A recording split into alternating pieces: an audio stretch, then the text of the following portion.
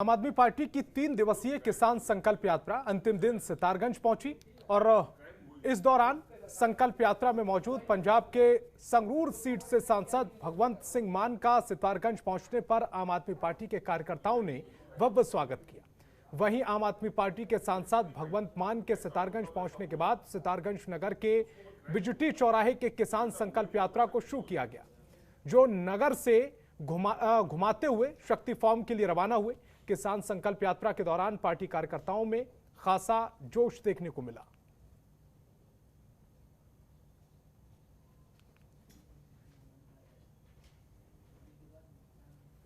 तीन दिन की यात्रा थी, आज उसका आखिरी दिन है सितारगंज में।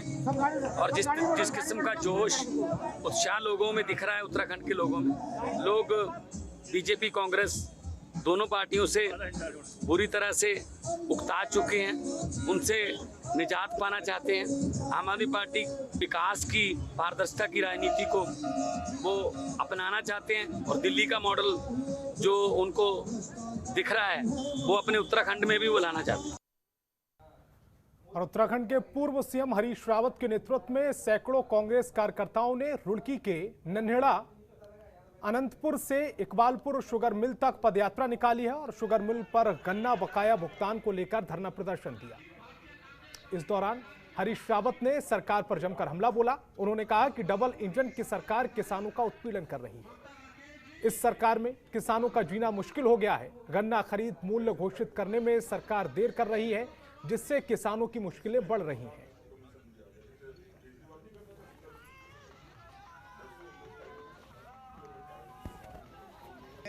और गन्ना किसानों की जो उपेक्षा की जा रही है, लगातार उपेक्षा की जा रही है, और जिस तरीके से गन्ना खरीद मूल्य घोषित करने में विलंब किया जा रहा है, इकबालपुर चीनी मिल का कई सालों से बकाया है किसानों का चीनी मिल पर, वो अदा नहीं किया जा रहा है।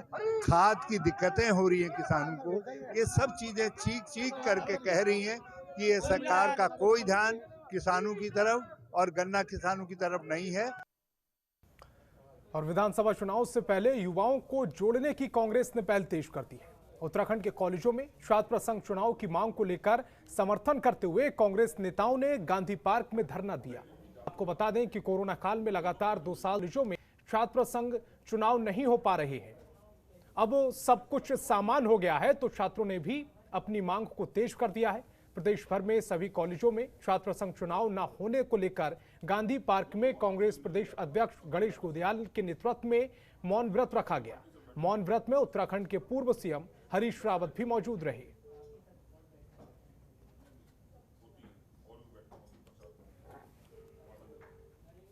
आपने छात्र संघों के चुनाव नहीं करवाए। अब जब सब चीजें खोल दी गई हैं, तो केवल छात्र संघों के चुनाव पर प्रतिबंध लगाना, प्रतिबंध को जारी रखना कहीं से भी उचित नहीं है। भाजपा ऐसा लगता है कि युवाओं की इस जनतांत्रिक पद्धति को, प्रणाली को समाप्त करना चाहती है। वो छात्र संघों से चुनाव को समाप्त करना चाहती है और बहाना जो है कोरोना का लिया जा रहा है। जब सारी चीज़ें खोल दी हैं आपने, तो फिर छात्र संघों का चुनाव कराने में आपको क्या दिक्कत है? तो छात्र संघों का चुनाव हो, इसको लेकर के आज अध्यक्ष जी के नेतृत्व में हमने यहाँ पर उपवास रखा है। कांग्रेस जनों ने मौन व्रत रखा है और महात्मा गांधी के प्रिय भजन रघुपति राघव राजा राम को गाया है। अब प्रदेश में 2022 विधानसभा चुनाव को लेकर सभी पार्टियां तैयारियां कर चुकी हैं और इन तैयारियों में जुटी हुई हैं। बीजेपी कांग्रेस के साथ आम आदमी पार्टी भी मजबूती के साथ चुनाव लड़ने के लिए अखाड़े में कूद पड़ी है। इसी कड़ी में मैंगलोर के लिब्बर हेड़ी गांव में दिल्ली से आम आदमी पार्टी के कैबिनेट मंत्री राजेंद्र पाल गौतम ने जनसभा को संबोधित किया और लोगों को आम आदमी पार्टी की नीतियों से अवगत कराया। साथ ही प्रदेश सरकार पर जमकर निशाना साधा।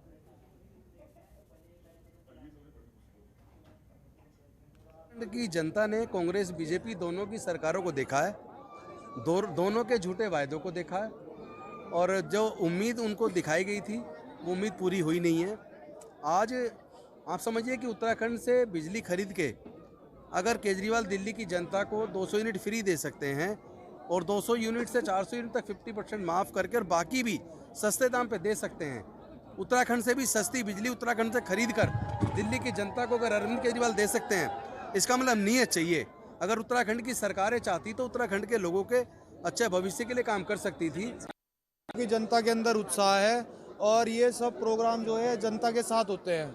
नेता का काम तो सिर्फ एक बात ये होता है कि अपनी जनता तक अपनी बात पहुंचा दे कि जी आज ऐसे ऐसे हमारे नेता आ रहे हैं या हम कुछ कहना चाहते हैं, लेकिन जनता का उत्साह ये है कि वो किस तरीके से उस चीज़ में अपने आप पहुंचती है और अपने नेता को सुनती है और फिर सही चुनाव करती है। तो इस बुलेटिन में फिलहाल इतना ही। आप देखते रहिए जनतंत्र टीवी। खबरों के निष्पक्ष विश्लेषण के लिए सब्सक्राइब करें Janatantra TV and press the bell icon. Never miss any update.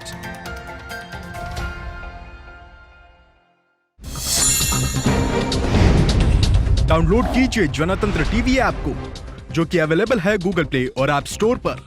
अधिक जानकारी के लिए अभी डाउनलोड करें।